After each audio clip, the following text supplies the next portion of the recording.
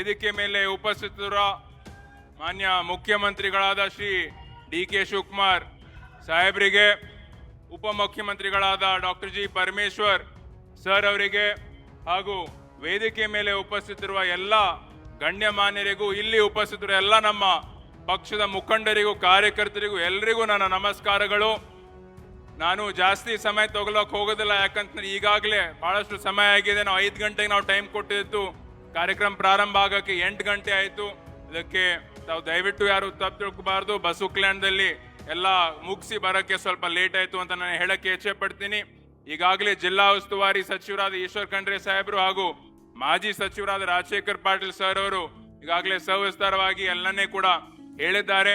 ನಾನು ಈಗಾಗಲೇ ನಡೀತಾ ಇದೆ SIR ಬಗ್ಗೆ ನಾನು ಸ್ವಲ್ಪ ಹೇಳಕ್ಕೆ ಇಚ್ಛೆ ಪಡ್ತೀನಿ. SIR ಅಲ್ಲಿ ನಾವು ಇನ್ನೂ ಜಾಸ್ತಿ ಟೈಮ್ ಕೊಡೋ ಅವಶ್ಯಕತೆ ಇದೆ. ಯಾಕಂತಂದ್ರೆ ಏನು ಎನ್ಯೂಮರೇಷನ್ ಫಾರ್ಮ್ ಅಂತ ಇದಾವೆ, ಎನ್ಯೂಮರೇಷನ್ ಫಾರ್ಮ್ ನಾವು ಕರೆಕ್ಟ್ ಆಗಿ ಡಿಜಿಟಲ್ ಆಗಿ ಅಪ್ಲೋಡ್ ಆಗ್ಲಿಲ್ಲ ಅಂತಂದ್ರೆ ನಮ್ಮ ಹೆಸರು ಮತದಾರ ಪಟ್ಟಿಯಿಂದ ಹಾರೋಗುತ್ತೆ. ಅದಕ್ಕೆ ನಮ್ಮೆಲ್ಲರ ಜವಾಬ್ದಾರಿ ಏನಿದೆ, ನಾವೆಲ್ಲರೂ ಬಹಳ ಸೀರಿಯಸ್ ಇಂದ ನಾವು ನೋಡ್ಬೇಕಾಗತ್ತೆ. ಸೀರಿಯಸ್ ಇಂದ ನೋಡ್ಲಿಲ್ಲ ಅಂತಂದ್ರೆ ನಮ್ಮ ಹೆಸರು ಹಾರೋಯ್ತು ಅಂತಂದ್ರೆ ಮತ್ತೆ ನಾಳಿನ ದಿನ ನಾವೇ ಕಷ್ಟ ಅನುಭವಿಸ್ಬೇಕಾಗತ್ತೆ. ಕ್ಲೇಮು, ಅಬ್ಜೆಕ್ಷನು ಬೇರೆ ಬೇರೆ ರೀತಿಯಲ್ಲಿ ನಾವು ಹೋಗ್ಬೇಕಾಗತ್ತೆ. ಅದು ಯಾವಾಗ ಸರಿಪಡಿತದೋ ಯಾವಾಗಿಲ್ಲ ಅಂತಂಬುದು ಯಾರಿಗೂ ಗೊತ್ತಿಲ್ಲ. ಈಗ ಸ್ವಲ್ಪ ಅಂಕಿಅಂಶಗಳನ್ನ ಓದಬೇಕು ಅಂತಂದ್ರೆ ಇವತ್ತು ಬೆಳಿಗ್ಗೆ 10 ಗಂಟೆಗೆ ಇವತ್ತಿನ ದಿವಸ ಏನು ನಮ್ಮ ಎನ್ಯೂಮರೇಷನ್ ಫಾರ್ಮ್ ಡಿಜಿಟೈಸ್ ಆಗಿದೆ ಅಂತಂದ್ರೆ ನಾನು ಓದ್ತೀನಿ. ಬಾಲ್ಕಿಯಲ್ಲಿ 25,000 ಡಿಜಿಟೈಸ್ ಆಗಿದೆ, ಬಸವ ಕಲ್ಯಾಣದಲ್ಲಿ 12,000 ಆಗಿದೆ, ಹುಮ್ನಾಬಾದಲ್ಲಿ 9,000 ಆಗಿದೆ, ಬೀದರ್ ದಕ್ಷಿಣದಲ್ಲಿ 7,500 ಆಗಿದೆ, ಬೀದರಲ್ಲಿ 6,500 ಆಗಿದೆ, ಔರಾದಲ್ಲಿ 5,500 ಆಗಿದೆ. 1 ವಾರ ಈಗಾಗಲೇ ಕಂಪ್ಲೀಟ್ ಆಗಿದೆ. ಉಳಿಯೋದು ಬರೀ 3 ವಾರ ಮಾತ್ರ. 29ನೇ ತಾರೀಕು ತನಕ ಮಾತ್ರ ನಮಗೆ ಟೈಮ್ ಇದೆ. ಇದ್ರ ಅರ್ಥ ಏನು ಅಂತಂದ್ರೆ ಬಹಳಷ್ಟು ಕಡೆ 10%ಗಿಂತ ನಾವು ಕಡಿಮೆ ಡಿಜಿಟೈಸೇಷನ್ ಆಗಿದೆ. ಇನ್ನು 2 ಲಕ್ಷ ತನಕ ನಾವು ಹೋಗ್ಬೇಕಾಗಿದೆ. ಮಾಡಬೇಕು ಅಂತಂದ್ರೆ ನಮ್ಮೆಲ್ಲ ಪಕ್ಷದ ಮುಖಂಡರು, ಕಾರ್ಯಕರ್ತರು ನಾವೆಲ್ಲರೂ ಒಗ್ಗಟ್ಟಾಗಿ ನಾವು ಕೆಲಸ ಮಾಡಬೇಕಾಗತ್ತೆ ಅಂತ ನಾನು ಹೇಳಕ್ಕೆ ಇಚ್ಛೆ ಪಡ್ತೀನಿ.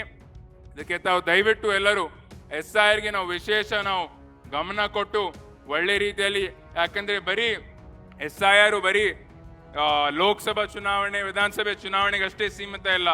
ಗ್ರಾಮ ಪಂಚಾಯತ್ ಚುನಾವಣೆ, ಜಿಲ್ಲಾ ಪಂಚಾಯತ್ ಚುನಾವಣೆ, ತಾಲೂಕ್ ಪಂಚಾಯತ್ ಚುನಾವಣೆ, ಎಲ್ಲಾ ಚುನಾವಣೆಗಳಿಗೂ ಇದು ಅಪ್ಲೈ ಆಗುತ್ತೆ. ಅದಕ್ಕೆ ನಾನು ವಿನಂತಿ ಮಾಡ್ಕೊಳ್ತೀನಿ, ಯಾವುದೇ ಹೆಸರು ಮತದಾರ ಪಟ್ಟಿಯಿಂದ ಕಟ್ ಆಯಿತು ಅಂತಂದ್ರೆ ನಾಳಿನ ದಿನ ಯಾವುದೇ ಒಂದು ನಮ್ಮ ಸರ್ಕಾರದ ಯೋಜನೆ ಇರ್ಬೋದು, ಗ್ಯಾರಂಟಿಗಳು ಇರ್ಬೋದು, ಏನು BPL ಕಾರ್ಡ್ ಇಂದ ಹಾಸ್ಪಿಟಲ್ ಸಹಾಯ ಇರ್ಬೋದು, ಎಲ್ಲಾನೇ ಕೂಡ ಬಂದಾಗತ್ತೆ. ಈಗ ಪ್ರಾಕ್ಟಿಕಲ್ ಆಗಿ ನಾನು ಊರಿಗೆ ಹೋಗಿದ್ದಾಗ ಸಮಸ್ಯೆಗಳು ಏನೇನು ಬರ್ತಾ ಇದೆ ಅಂತಂದ್ರೆ ಬಹಳ ಜನ ನಮ್ಮ ಕಡೆ ಹೈದರಾಬಾದು, ಬೆಂಗಳೂರು, ಪುಣೆ ಕೆಲಸ ಮಾಡಕ್ ಹೋಗಿದ್ದಾರೆ. ಅಂತ ಸಂದರ್ಭಗಳಲ್ಲಿ ಜನ ನಮ್ಗೆ ಯಾರು ವೋಟ್ ಹಾಕ್ತಾರೆ ಅಂತವ್ರನ್ನ ನಾವು ಕಾನ್ಸಂಟ್ರೇಟ್ ಮಾಡ್ಬೇಕಾಗತ್ತೆ. ಸ್ವಲ್ಪ ಜನ ಏನಂತಾರೆ, ಇಲ್ಲ ನಾವು ಹೈದರಾಬಾದಲ್ಲಿ ನಾವು ಇದೀವಿ, ನಮ್ಮ ರೇಷನ್ ಕಾರ್ಡು ಹೈದರಾಬಾದಲ್ಲಿ ಇದೆ, ನಾನು ಇಲ್ಲೇ ಇಟ್ಕೊಳ್ತೀನಿ, ಬಾಲ್ಕಿ, ಹುಮ್ನಾಬಾದ್, ಬಸವ ಕಲ್ಯಾಣ್, ಬೀದರ್ ಬೇಡ ಅಂತಂತಾರೆ. ಅಂತ ಸಂದರ್ಭಗಳಲ್ಲಿ ಯಾರ್ಯಾರು ನಮ್ಗೆ ವೋಟ್ ಹಾಕ್ತಾರೆ ಅಂತವ್ರನ್ನ ನಾವು ಕನ್ವಿನ್ಸ್ ಮಾಡಿ ಇಲ್ಲೇ ನಮ್ದೇ ಬೂತಲ್ಲಿ ಇಟ್ಕೊಂಬೋದು ಒಂದು ಕೆಲಸ ಮಾಡಬೇಕಾಗಿದೆ. ಅದ್ರ ಜೊತೆ ನಾವು ಯಾವುದೇ ಒಂದು ಎನ್ಯೂಮರೇಷನ್ ಫಾರ್ಮ್ ಡಿಜಿಟಲ್ ಆಗಿ ನಾವು ಮಾಡ್ತಾ ಇದೀವಿ. ಮೊದಲು ನಮ್ಮ ಪಕ್ಷದ ಮುಖಂಡರು, ಕಾರ್ಯಕರ್ತರು, ನಮ್ಮ ಕುಟುಂಬದವ್ರದ್ದು ಆದ್ಮೇಲೆ ಬೇರೆಯವ್ರದ್ದು ನಾವು ಮಾಡೋಣ. ಫಸ್ಟ್ ನಮ್ಮವ್ರದ್ದು ನಾವು ಮಾಡಿದಾದ್ಮೇಲೆ ಬೇರೆಯವ್ರದ್ದು ಮಾಡೋಣ. ನಾನು ನೋಡಿನ ಪ್ರಕಾರ ಬಹಳಷ್ಟು ಕಡೆ BJPಯ BLOಗಳು ಎಲ್ಲೂ ಕೂಡ, BLA2ಗಳು ಎಲ್ಲೂ ಕೂಡ ಆಕ್ಟಿವ್ ಆಗಿಲ್ಲ. ನಮ್ದೇ ಪಕ್ಷದವರು ಆಕ್ಟಿವ್ ಆಗಿದ್ದಾರೆ. ಅದಕ್ಕೆ ನಾನು ವಿನಂತಿ ಮಾಡ್ಕೊಳ್ತೀನಿ ಕಿ ನಾವು ಮೊದಲು ನಮ್ಮ ಏನು ಮತದಾರಿದ್ದಾರೆ ಅವರನ್ನ ನಾವು ಸೇಫ್ ಮಾಡಿ ಅದಾದ್ಮೇಲೆ ನಾವು ಬೇರೆಯವ್ರ ಬಗ್ಗೆ ನಾವು ವಿಚಾರ ಮಾಡೋಣ ಅಂತ. ಇದ್ರ ಜೊತೆ ಈಗಾಗಲೇ ರೈತರ ಪರವಾಗಿ ಈಗಾಗಲೇ ನಾವು ಹೇಳಿದ್ದೀವಿ ಕಿ ಈ ಸಲ ಮಳೆ ಕಡಿಮೆ ಇದೆ, ಅದಕ್ಕೆ ಬರಗಾಲ ಘೋಷಣೆ ಮಾಡಿ ನಮ್ಮ ರೈತರ ಪರವಾಗಿ ಏನು ಪರಿಹಾರ ಇಸ್ಕೊಡ್ಬೇಕು ಅಂತ ಈಗಾಗಲೇ ನಾವು ವಿನಂತಿ ಮಾಡಿದೀವಿ. ಇನ್ನೊಂದು ಮಾತು ಏನು ಅಂತಂದ್ರೆ, ಪ್ರಧಾನ ಮಂತ್ರಿ ಫಸಲ್ ಬಿಮಾ ಯೋಜನಾ ಫಸ್ಟ್ ಟೈಮ್ 10 ವರ್ಷದಲ್ಲಿ 2016ರಲ್ಲಿ ಯೋಜನೆ ಪ್ರಾರಂಭ ಆಗಿತ್ತು.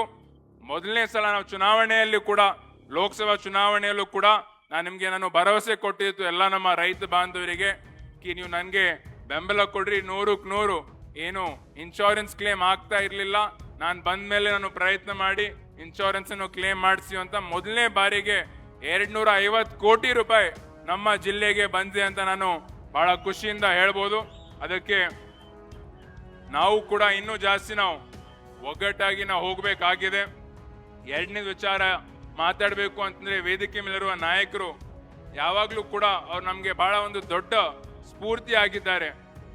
ನಾವು ಯಾವಾಗಲೂ ಕೂಡ ನಾನು ನಮ್ಮ ಮುಖ್ಯಮಂತ್ರಿಗಳಾದ DK ಶಿವಕುಮಾರ್ ಸಾಹೇಬ್ರಿಗೆ ನಾನು ಭೇಟಿ ಮಾಡ್ತೀನಿ. ಪ್ರತಿ ಕ್ಷಣನೂ ನನಗೆ ನೆನಪಿದೆ. ಯಾಕಂದ್ರೆ ಯಾವಾಗಲೂ ಕೂಡ ನನಗೆ ಬಹಳ ಒಳ್ಳೆ ರೀತಿಯಲ್ಲಿ ನನಗೆ ಅನುಭವ ಕೊಟ್ಟಿದ್ದಾರೆ. ಮೊದಲನೇ ಬಾರಿಗೆ ನಾನು ಭೇಟಿ ಆಗಿದ್ದಾಗ ಅವ್ರಂದ್ರು ನೀನು ಒಳ್ಳೆ ರೀತಿಯಲ್ಲಿ ಕೆಲಸ ಮಾಡ್ತಾ ಇದ್ದಿ, ಕುದುರೆ ಹಪ್ಲೆ ಇದ್ದೀನಿ, ಓಡ್ತಾ ಕುದುರೆ ಹಪ್ಲೆ ಆಗಿದೆಯಾ, ಒಳ್ಳೆ ರೀತಿಯಲ್ಲಿ ಕೆಲಸ ಮಾಡು ಅಂತಂದ್ರು.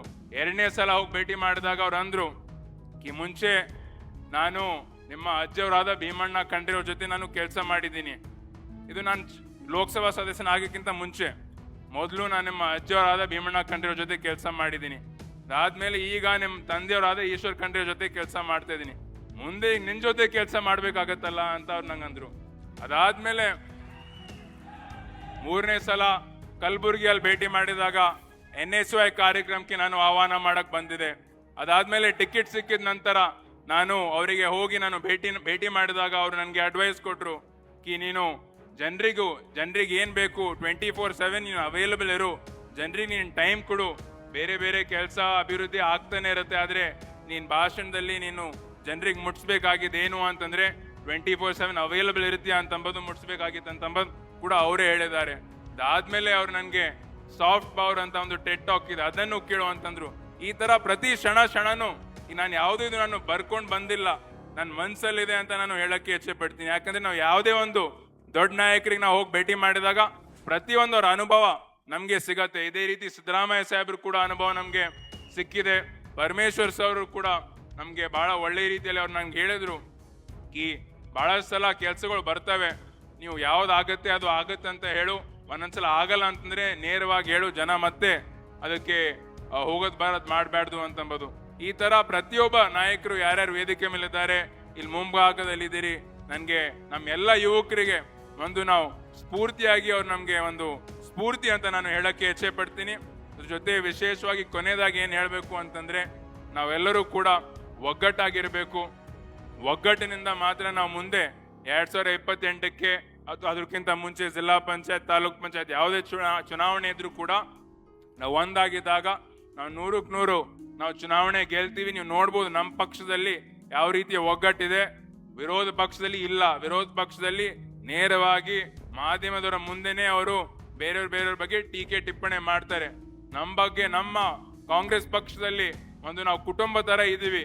ಕುಟುಂಬ ಅಂತ ಅಂದ್ಮೇಲೆ ಅಣ್ಣ ತಮ್ಮಂದಿರು ಜಗಳ ಆಗ್ತಾ ಇರತ್ತೆ, ಆದ್ರೂ ಕೂಡ ಯಾವುದೇ ಒಂದು ವೈಮನಸ್ಸಿತ್ತು ವೈಯಕ್ತಿಕ ಏನಾಯ್ತು ಅಂದ್ರೂ ಕೂಡ ಅದು ಒಳಗಡೆನೆ ಇರತ್ತೆ, ನೇರವಾಗಿ ಏನು ಮಾಧ್ಯಮದ ಮುಂದೆ ಅದು ಬರೋದಿಲ್ಲ.